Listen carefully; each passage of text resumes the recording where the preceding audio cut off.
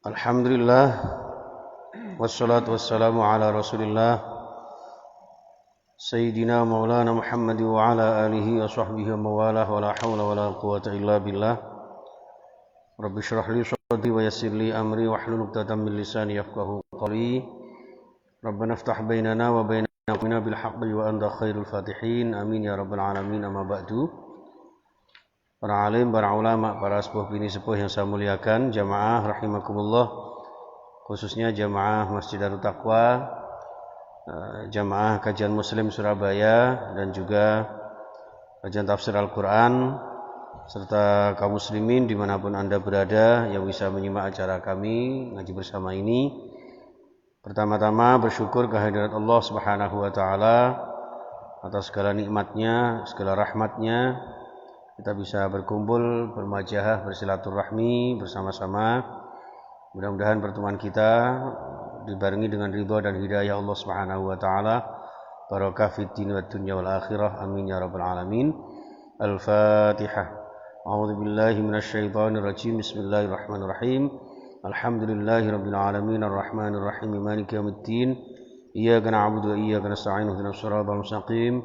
Shiratal ladzina an'amta 'alaihim ghairil maghdubi 'alaihim waladdallin. Amin. Salawat dan salam kita aturkan kepada Nabi Agung Muhammad sallallahu alaihi wasallam. Baik jemaah sekalian, surah Al-Anfal ayat 127 Pak ya. 27 sekarang ayat 28 nggih. A'udzu billahi minasyaitonir rajim. Bismillahirrahmanirrahim.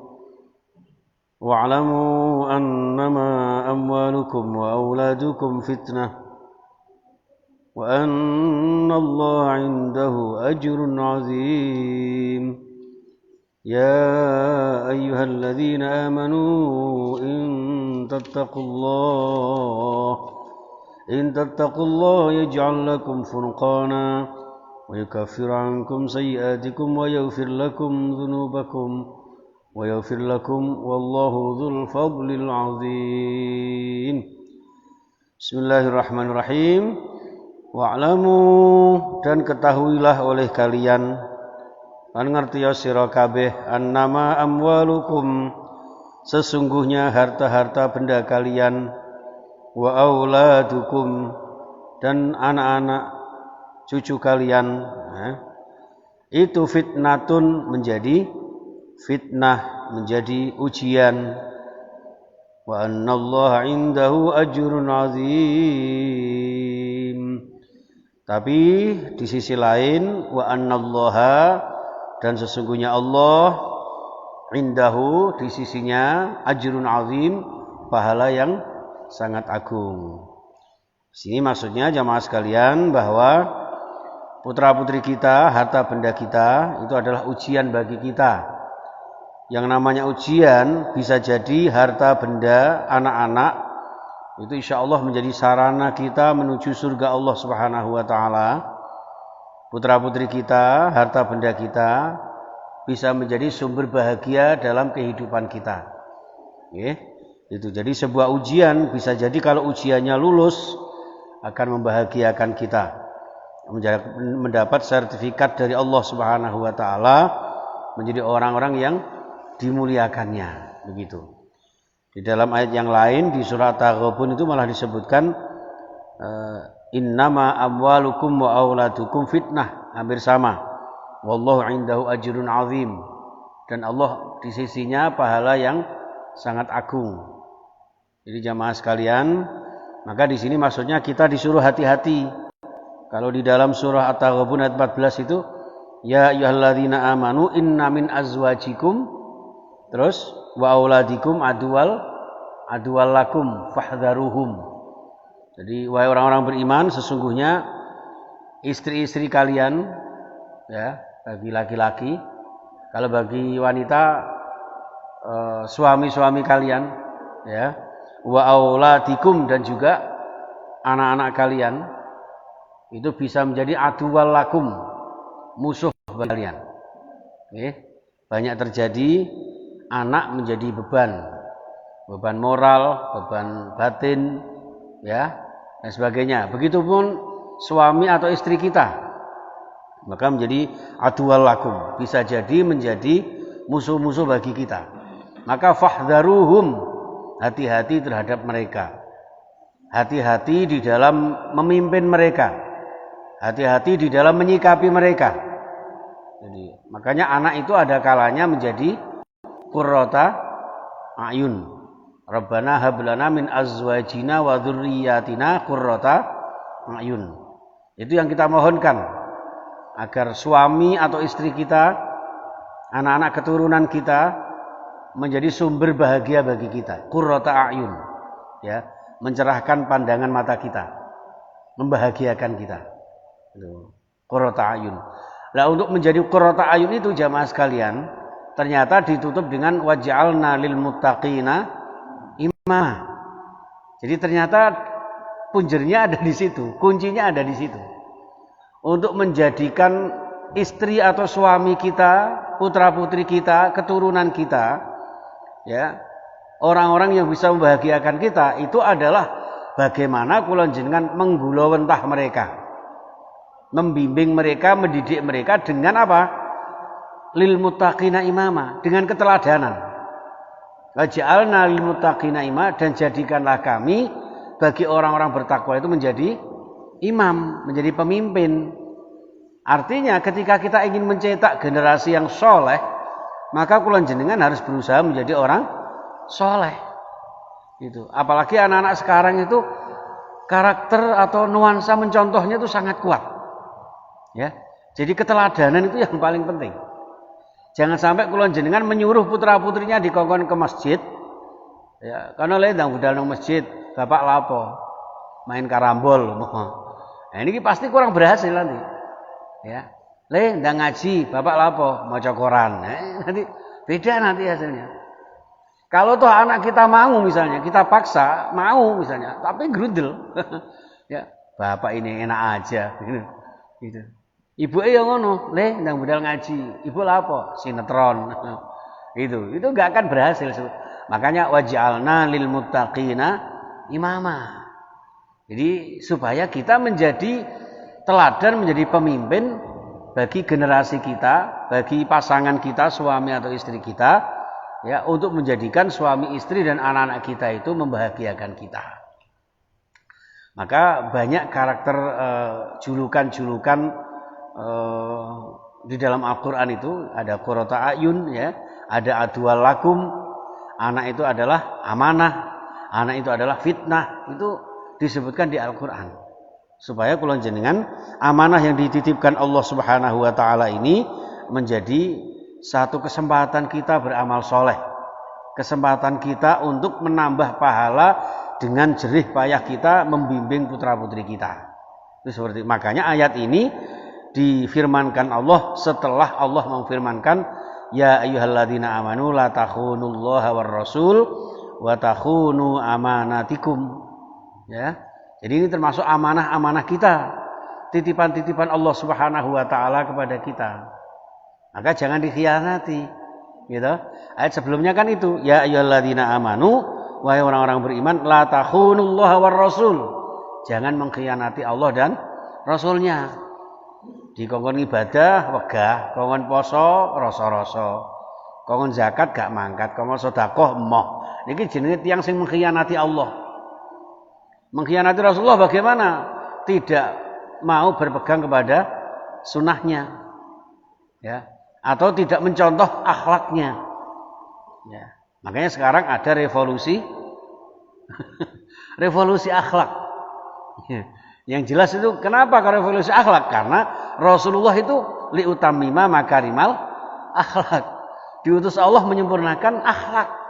Lah ini kemudian ada kategori mental, kemudian moral, ya. Ya monggo. Jadi kalau dulu ada revolusi mental, sekarang ada revolusi akhlak. Nah, makanya Mas Hamad bikin revolusi moral. Ya, seperti itu. Nanti Ustaz Solis bikin revolusi etika. Ini seperti itu. Tapi yang jelas kata yang paling utama, yang paling mulia yang dijadikan bahasa di dalam Al-Quran dan Sunnah adalah kata akhlak. Liutammima makarimal akhlak. Kenapa? Karena akhlak itu titik tolaknya ya, garis basicnya adalah agama. Tapi kalau mental ya, revolusi mental itu masing-masing orang mentalnya beda-beda. Dan mental itu maknanya sangat sangat umum ya. Ada yang mentalnya lemah, ada yang mentalnya goci, ada yang mentalnya pengecut misalnya. Itu mental semua. Gitu. Dan etika itu agak mending mendekati dengan kata-kata akhlak. Gitu. Jenengan kalau baca tafsir tematik itu dijelaskan semua. Yang sering saya siarkan di TV 9 sama di Suara Muslim, di Suara Surabaya itu diterangkan bedanya etika, moral, kemudian akhlak, budi pekerti. Nah itu kelihatannya sinonim, tapi masing-masing ada spesifikasinya di dalam makna yang sesungguhnya. Nah, di sini kalau kula jenengan kemudian bertentangan dengan akhlak Rasulullah, tidak mau berpegang teguh kepada sunnah Rasulullah, ya, sengaja atau tidak menjauhkan diri kita dari sunnah Rasulullah, berarti kita mengkhianati Rasulullah Sallallahu Alaihi Wasallam. Bibir kita mengucapkan sholawat, selalu mengumandangkan, menggemakan sholawat, tapi di sisi lain sunnahnya kita tinggalkan begitu saja.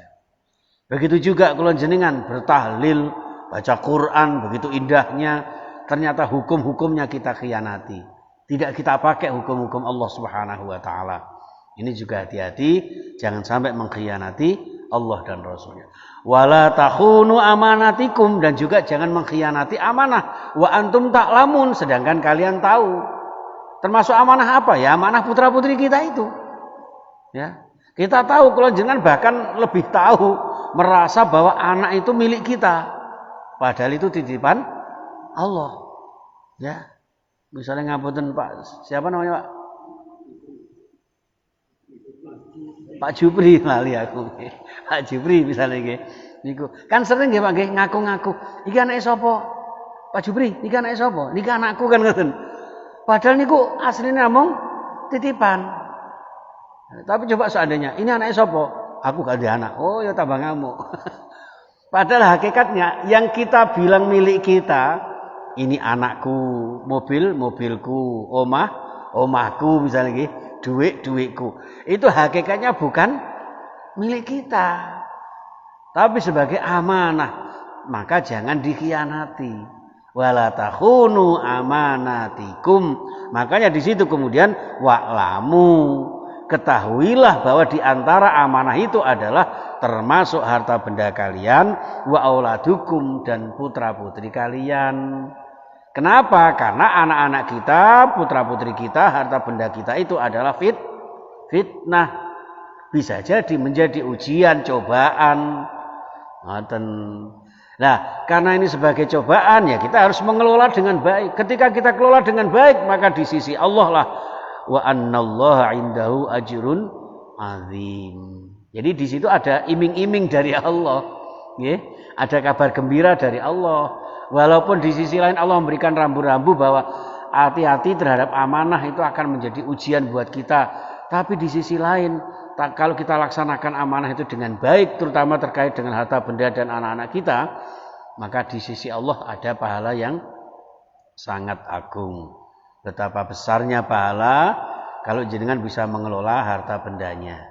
Karena hampir semua sisi-sisi kehidupan itu tidak terlepas dari harta benda kita. Jenengan ngaos ngeten iki karena harta benda.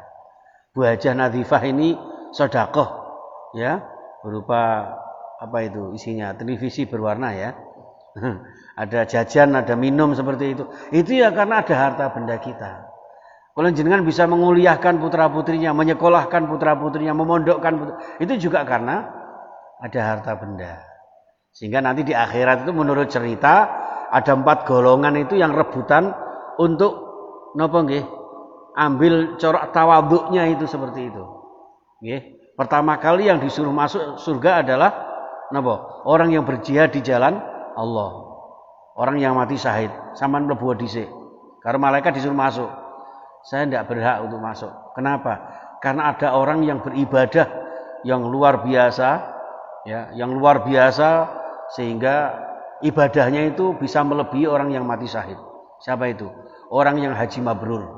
Al-hajjul mabrur laisa lahu jazaa'un illal jannah. Haji mabrur tidak ada balasan kecuali surga. Kalau gitu silahkan orang yang haji mabrur masuk surga duluan. Tidak mau juga. Nih, jangan. Saya bisa haji ini karena seorang kiai, karena seorang ustadz, saya diajari manasik haji sehingga bisa melakukan ibadah haji. Nek ngono kiai mlebu dhisik, ulama mlebu dhisik. Tidak mau juga. Akhirnya apa? Saya bisa ngaji, saya bisa mondok, saya ngaji kitab ngeten iki nggih karena ada panjenengan yang sedekah, yang infak, ya, bisa menyekolahkan putra-putrinya karena harta bendanya. Oleh karena itu, yang mengelola harta benda yang halalan thayyibah tidak lupa menginfakkan harta bendanya, itulah yang pada akhirnya masuk surga duluan. Sampai segitunya, Pak. Kenapa? Karena harta benda itu yang dikelola dengan baik menjadi anak-anak yang tidak menjadi sumber fitnah. Ya, menjadikan masjid yang begitu indah ini juga harta benda panjenengan. Itu seperti itu. Maka wa annallaha indahu ajrun azim. Di sisi Allah pahala yang sangat agung. Ini jamaah sekalian, sehingga monggo amanah ini kita pegang erat-erat, kita jadikan sebagai sumber pahala buat kita, aset kulon jenengan ketika nanti kita sudah paripurna, diteruskan putra-putri kita, keturunan kita. Kita bisa baca Quran, kita bisa ngaji tafsir, kalau bisa putra-putri kita juga bisa minimal seperti kita. Syukur-syukur melebihi daripada kita. Kulon jenengan ahli tahajud, ahli qiyamul lail, usahakan putra-putrinya terbiasa untuk melakukan itu. Jadi nek malah cara prinsipe wong Jawa niku nek ana apike wong tuwa, anak kudu iso nambahi. Nambahi. Tapi nek ana eleke wong tuwa, napa? Anak kudu iso nambahi. Cukup wong tuwa ae sing elek. Saya korak gitu. Nek iso anakku kudu dadi kori. Ngoten. Aja malah aku wis korak anakku tambah nemen. Jangan. Jadi tinggalkanlah itu sesuatu yang baik, dan itulah pesannya wal yakhshalladzina law taraku min khalfihim dzurriyyatan di'afa. Jangan sampai kula jenengan meninggalkan generasi-generasi yang lemah. Itu hadirin sekalian, kalau ayat ini ya ayyuhalladzina amanu, wahai orang-orang beriman, in tattaqullah, kalau kalian bertakwa kepada Allah, yaj'al lakum furqana, Allah akan jadikan bagi kalian pembeda, pemisah antara hak dan batil. Ya.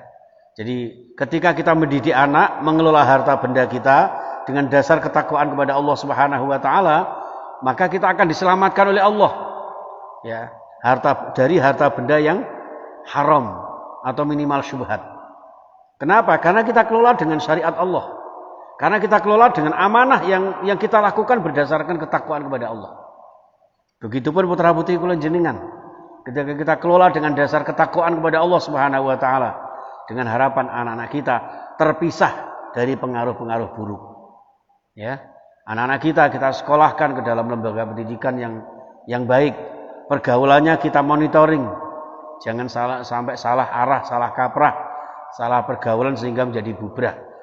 Itu sehingga yaj'al lakum furqana wa yukaffir ankum sayyi'atikum, dihapus kesalahan-kesalahan kita. Panjenengan yang bertakwa kepada Allah, janji Allah dibedakan, dipisahkan dari kebatilan, ya, dari kenistaan, dan juga dihapuskan dari kesalahan-kesalahan. Wa yaghfir lakum dzunubakum, dan diampuni dosa-dosa kalian. Apa bedanya yukafir ankum sayyiatikum dengan wa yaghfir lakum dzunubakum? Kalau dihapus kesalahan itu ada kaitannya bisa jadi dengan sesama manusia. Misalnya saya sama Pak Ahya ngrasani Pak Ahya, ya ini orang anak ketok umpama gitu. Niki salah ini saya sama beliau. Bisa jadi dengan ketakwaan yang mungkin saya usahakan, kesalahan ini bisa dihapuskan oleh Allah Subhanahu wa taala. Kesalahan yang terkait dengan sesama. Tapi kalau wa yaghfir lakum dzunubakum, itu dosa yang langsung hubungannya dengan Allah Subhanahu wa taala. Ya, waktunya sholat, ya, masih tela-telo misalnya gitu kan. Itu meremehkan perintah Allah, itu dosa itu. Ya, apalagi malah tidak sholat sama sekali. Misalnya. Salat subuh kawanan. Usolli fardhus subhi kawanan rakaat ini misalnya. Ya, itu dosa itu kepada Allah Subhanahu wa taala. Tapi bagi orang yang bertakwa kepada Allah, bertaubat dari kesalahan-kesalahannya itu, wa yaghfir lakum dzunubakum wallahu dzul fadlil azim. Allah memiliki karunia, keistimewaan, kemuliaan yang sangat agung. Artinya orang yang bertakwa itu berhak mendapatkan kemuliaan yang sangat agung dari Allah Subhanahu wa taala. Maka prinsipnya di dalam surah Al-Hujurat 13, inna akramakum indallahi atqakum. Jadi sehingga menjadi orang yang paling mulia di antara manusia yang lain. Paling mulia di antara manusia yang ketika manusia itu tidak beriman, tidak bertakwa kepada Allah Subhanahu wa taala. Itulah jamaah sekalian. Mudah-mudahan kita semuanya diberikan kekuatan oleh Allah Subhanahu wa taala untuk senantiasa beriman, bertakwa ya, dengan iman takwa kita kemudian kita jadikan dasar ya, kita jadikan bekal untuk mendidik putra-putri kita. Dengan iman takwa kita jadikan sebagai garis-garis besar untuk mengelola harta benda kita. Nggih. Tiang mukmin iku sekeco, enak wong iman itu. Hartanya banyak, insya Allah juga tambah barokah. Mlebu swarga dhisik dhewe. Allahumma amin. Kok kula jenengan ditakdirkan miskin, insya Allah juga bagus. Besok hisabe gak akeh-akeh. Karena yang dihisab yang paling susah niku nek sing akeh harta bendane. Dari mana kau dapatkan, untuk apa kau gunakan. Gitu. Wes nek ngono aku gak usah sugih, ya keliru juga. Lah aku sing iso gawe pengajian sapa? Kan ngoten. Nah, itu sehingga masing-masing kembali kepada tergantung bagaimana menjalankan amanah yang diberikan Allah melalui harta benda dan harta serta keturunan putra-putri kita itu. Karena semuanya adalah amanah Allah, sehingga dengan amanah yang kita jalankan itu Allah akan memberikan kehidupan yang terbaik. Tadi itu furqanan wa yukafir ankum sayiatikum wa yaghfir lakum dzunubakum. Diampuni dosanya, dihapus kesalahannya, kemudian ditempatkan oleh Allah dengan posisi yang sangat mulia, dengan kemuliaan yang sangat agung menurut Allah Subhanahu wa taala, sehingga menjadi orang-orang yang paling mulia di antara manusia-manusia lainnya. Saya kira itu jamaah sekalian, dua ayat yang kita kaji subuh kali ini mudah-mudahan bermanfaat dan dibarengi dengan ridho serta hidayah Allah Subhanahu wa taala. Ada kurang dan lebihnya saya mohon maaf yang sebesar-besarnya. Jenengan yang punya channel YouTube jangan lupa di like, subscribe and share ya. Apa itu istilahnya ya, Mas? Ya, monggo untuk ini alhamdulillah sudah hampir berapa le? Nah, hampir 600 ya. Nah, nanti pelan-pelan alon-alon waton kelakon ya. Jadi itu alhamdulillah kemarin ketika saya liburkan, saya pikir sementara libur gitu ternyata ada beberapa yang inbox saya yang kadung tak anteni kok libur ya ini. Kadung tak anteni kok libur Ustaz gitu. Dan ternyata alhamdulillah banyak saudara-saudara kita yang menyimak kajian ini ya, bahkan ada yang sampai 8.000 tayangan yang beberapa waktu lalu. Kalau di kajian kemarin sama PWNO itu sampai 16 ribuan. Ya, mudah-mudahan yang kita harapkan bisa bermanfaat untuk orang lain. Berkat dukungan panjenengan semuanya. Nggih. Karena saya nggak mungkin ngaji sendirian. Masa di syuting dhewe ngene terus gak ana wong kan. Kan lucu nggih. Matur nuwun, kita doakan mudah-mudahan saudara-saudara kita yang sedang sakit disembuhkan oleh Allah Subhanahu wa taala. Ya, dan kita semuanya senantiasa sehat walafiat sekeluarga, bahagia dunia dan akhirat kita. Amin ya rabbal alamin. Bismillahirrahmanirrahim. Allahumma shalli ala Muhammad wa ala alihi washabihi ajmain. Allahumma arhamna bil Qur'an washfa'na bil Qur'an wahdina bil Qur'an.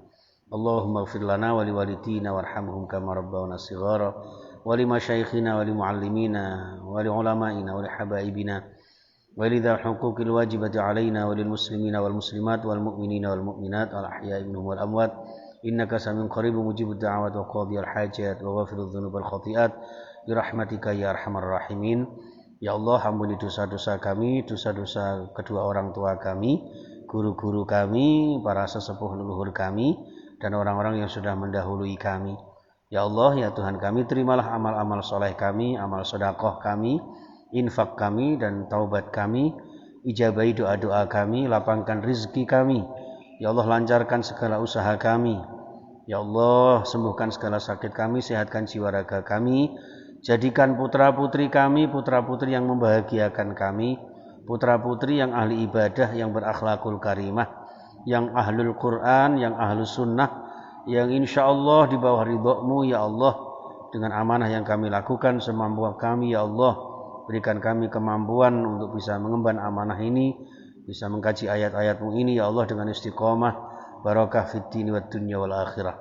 Allahumma dafa'anna al-bala'a wal ghala'a wal waba'a wasyada'ida wal mihan wa jami'al amrad wal fitan ma zahara minha wa ma batan fi baladina Indonesia khassah wa min buldanil muslimin 'ammah innaka 'ala kulli syai'in qadir. Jauhkan kami dari wabah, musibah, bala, bencana, virus khususnya corona. Ya Allah, baik yang melanda di Indonesia khususnya maupun yang melanda di seluruh dunia, di negeri-negeri muslim ya Allah. Bantu kami, tolong kami, saudara-saudara kami yang memperjuangkan agama-Mu ya Allah. Allahumma ansur man nasaraddin wa khudhul man khadhalal muslimin. Tolonglah orang-orang yang menolong agama-Mu ya Allah, dan hinakan orang-orang yang menghinakan agama-Mu ya Allah. Allahumma a'izzal islam wal muslimin wa ansur juyushal muslimin wa ansurna wal muslimin wa ansuril mujahidin fi Palestin wa sa'ira biladil muslimin innaka ala kulli syai'in qadir. Wa sallallahu ala Muhammad wa ala alihi wasallam walhamdulillahi rabbil alamin. Terima kasih. Wa'alaikum minkum. Subhanakallahumma wa bihamdika asyhadu an la ilaha illa anta astaghfiruka wa atubu ilaik. Assalamualaikum warahmatullahi wabarakatuh.